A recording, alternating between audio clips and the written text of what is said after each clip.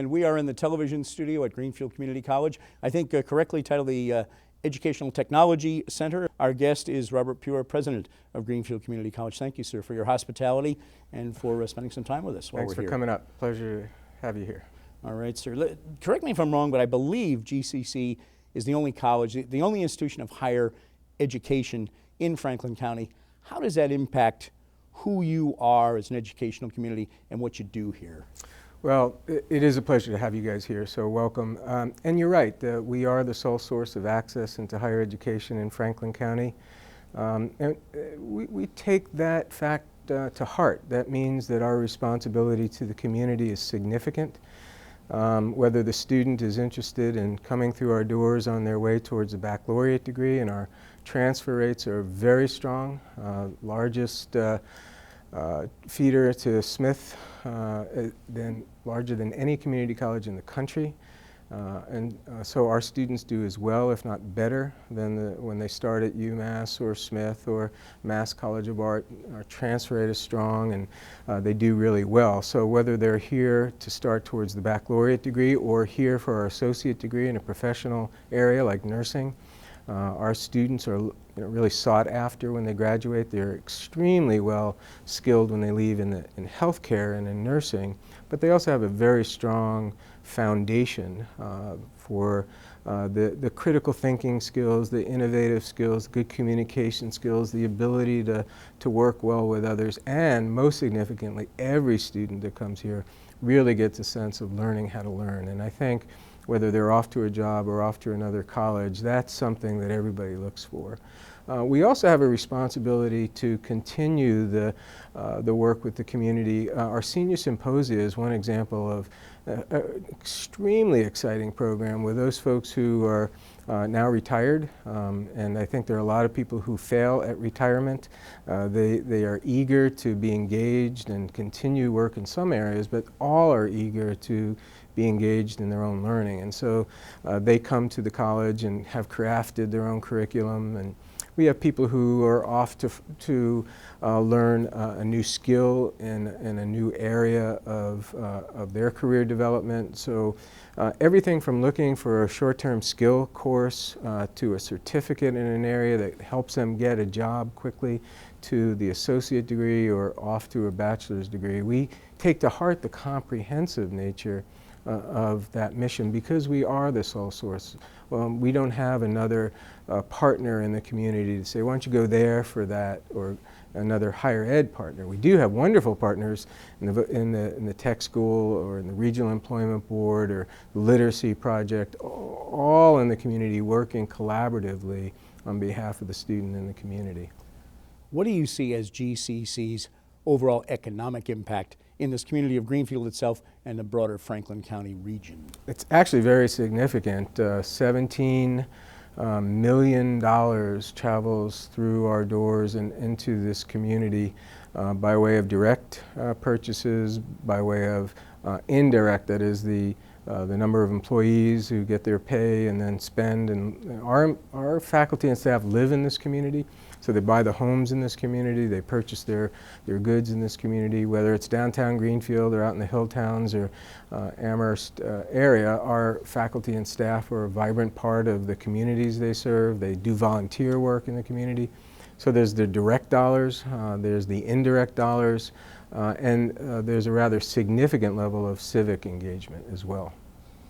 I know one of the things GCC prides itself on is the work it does to make sure that what you're teaching, what you're offering, matches what's needed, not only by students, but by the regional economy, by employers.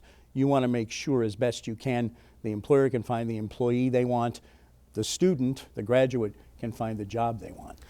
Absolutely, and you know, there are programs that are really significant to this community and fit well in our community that might not fit well in others. For example, our sustainable energy program, vibrant part of the green, developing green economy that exists. And I think Franklin County, the Valley in particular, are more engaged, more interested in seeing that grow and develop.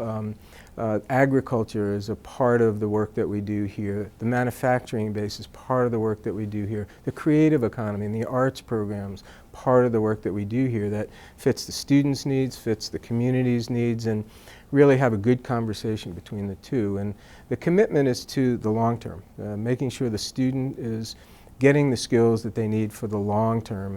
And sometimes those skills change at the work site, but if you know how to learn, if you have good communication skills, good critical thinking skills, can work well with other people, are motivated, have what people call today grit, those are the things that people look for in their employers, look for in the transfer that we are successful at, and those are the things that we prepare students well with. This is, and I want to, in the best sense of the word small, a relatively small campus. I know that's something you sell, you're proud of. Correct me if my numbers are wrong, I haven't checked them recently, but you're somewhere, I think, in the range 2,500 to 3,000 students an average semester. I know GCC likes to say you are not just a number here as you might be on a larger campus. Yeah, the incredible benefit of a small college is that our students get to know our faculty, they get to know the staff, students get to know each other, and so there really is a great opportunity that the faculty and staff get. They understand the privilege and the opportunities that come with being a small, really being able to capitalize on being a small college means that you have small classrooms. And so you have 15, 20 students in a classroom.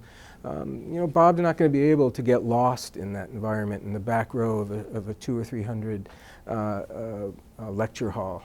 That student and that faculty are going to get to know each other over time, and our faculty understand the benefit to learning that creates, and also the privilege of getting to know that student. And teaching and learning happens together, side by side, in ways that the large environment does not provide for.